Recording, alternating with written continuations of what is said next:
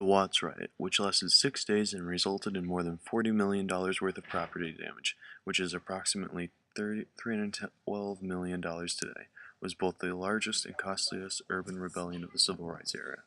During the riot, over 14,000 California National Guard troops were mobilized in South Los Angeles, and a curfew zone encompassing over 45 miles was established. The rioting claimed the lives of 34 people, resulted in more than 1,000 reported injuries, and almost 4,000 arrests before order was restored on August 17th. Black separatism. Most black separatists wanted separate institutions and even wanted a separate black nation in America. Most forms of black separatists are strongly anti-white and anti-Semitic, and a number of religious versions assert that blacks, not Jews, are the chosen people of God. Nation of Islam, a religious group led by Elijah Muhammad and Malcolm X was largely responsible for its increase of followers from 1952 to 1963. Malcolm later left the group and was eventually assassinated by 3 members of the group. For months leading up to his assassination, Malcolm X had been the target of many attempted assassinations. One attempt was when his house was firebombed. The torches were thrown in at a wrong angle, which was the only reason he survived. Elijah Muhammad, the mentor of Malcolm X, who eventually becomes his enemy and ordered multiple attempts on his life. And one time, an order was given to an undercover FBI agent that had infiltrated the NOI, the Nation of Islam, the group that Muhammad was leading. The order was to plant a bomb on Malcolm X's car. Eventually, Muhammad succeeded, and Malcolm was killed by 3 FOI members, one who gunned him down and fired 15 times. The men were arrested and charged with first-degree murder. In 1931, Muhammad met Wallace D. Ford, a former salesman preaching a new form of Islam tailored to the needs and problems of black Americans. He was later discovered to be Wallace Dodd Ford, a restaurant owner who throughout the course of about 10 years lived under the same name, but his place of birth and ancestry changed many times. Poole Muhammad converted to Islam and adopted Fard's teaching. Fard gave him a new name, Elijah Muhammad, and a new way of life. When Fard mysteriously disappeared in 1934, the Nation of Islam split into several rival factions. Muhammad moved a group of followers to Chicago, where he established the Temple of Islam No. 2 as the new headquarters of the religion. There he began to spread the word of the Nation of Islam, slowly but steadily attracting new members. Muhammad was imprisoned from 1942 to 1946 for evading the draft. After his release, he returned to leadership of the Nation of Islam. He declared that Fard had been an incarnation of Allah and that he himself was now Allah's messenger.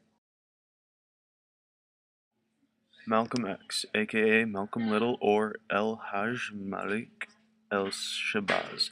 He was an African-American Muslim minister and human rights activist.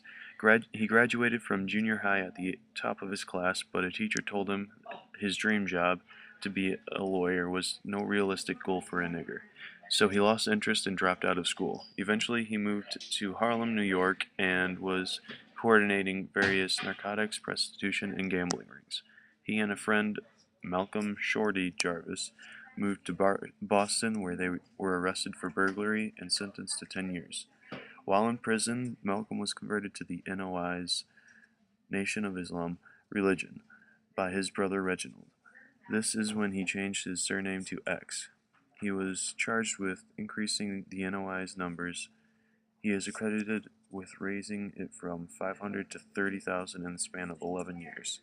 Malcolm was eventually faced with the uncomfortable reality that his fame had eclipsed that of his mentor, Elijah Muhammad. Malcolm eventually discovered that his mentor, Elijah Muhammad, had been lying to him, and this made Malcolm feel that the whole religion was based on lies. In March 1964, Malcolm terminated his relationship with the NOI Unable to look past Muhammad's deceptions, Malcolm decided to found his own religious organization, the Muslim Mosque Incorporated. His path to becoming a human rights activist was started when he took a pilgrimage to Saudi Arabia. There he was given a new outlook on life. He came back and now had a message for all races. Human rights are something that you were born with. Human rights are your God-given rights. Human rights are the rights that you are recognized by all nations of this earth. Black Power, a term that was stated by Stokely Carmichael in a speech at Greenwood, Mississippi on June 16th. We've been saying freedom for 6 years, he said. What we are going to start saying now is Black Power. It is the phrase that he is best remembered for. Stokely's speech inspired the African government, or the African population, to rise up against Eastern European rule and break free from England. Stokely Carmichael was born in Port of Spain, Trinidad and Tobago on June 29, 1941.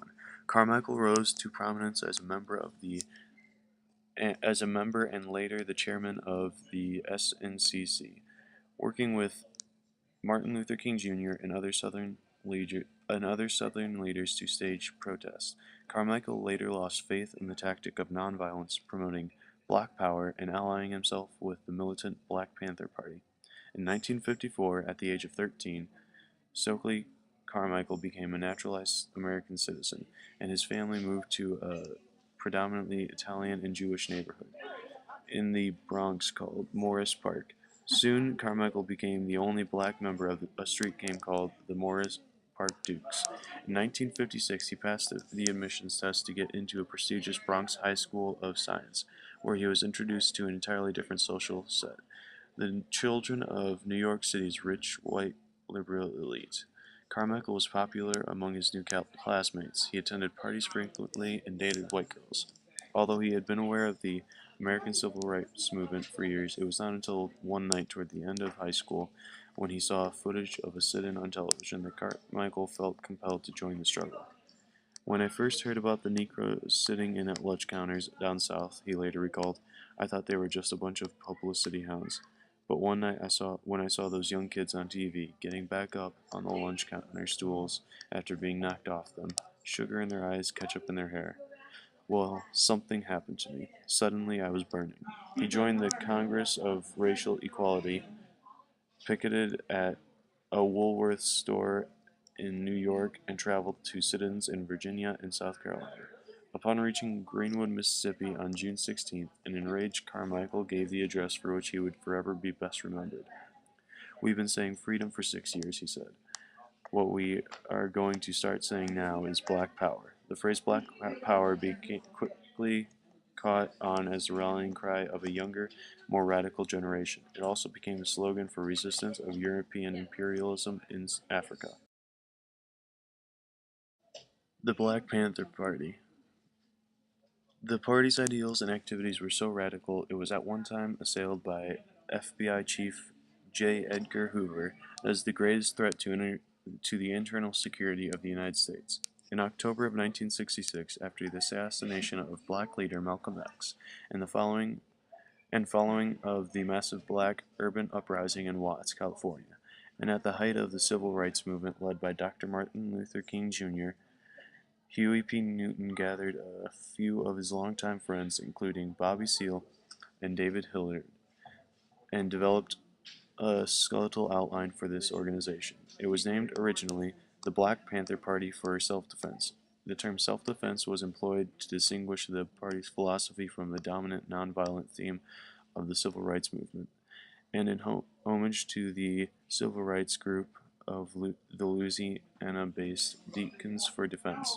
These two symbolic references were, however, where all similarity between the Black Panther Party and other black organizations of the time, the civil rights groups and black power groups, ended. Newton was saying that the Vietnamese and the blacks of America were fighting the same war, and were essentially comrades in arms. Black Panther Coalition and support groups began to spring up internationally in Japan, China, France, England, Germany, Sweden, Mozambique, South Africa, Zimbabwe, Uruguay, and elsewhere, including even in Israel.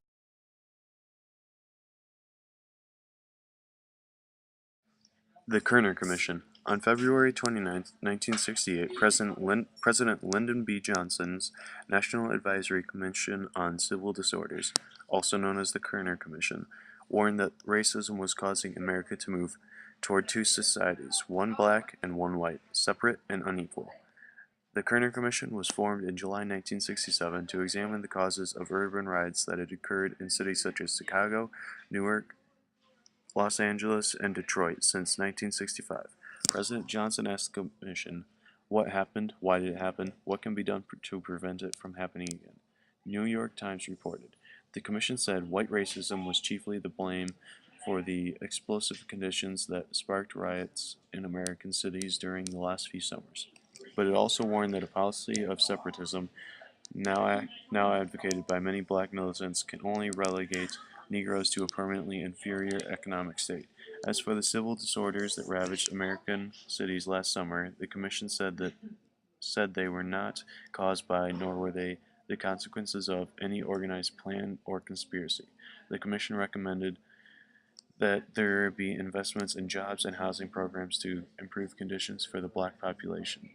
President Johnson, despite being a supporter of civil rights and social welfare, did not act on the recommendations of the Kerner Commission, and rioting continued through 1968.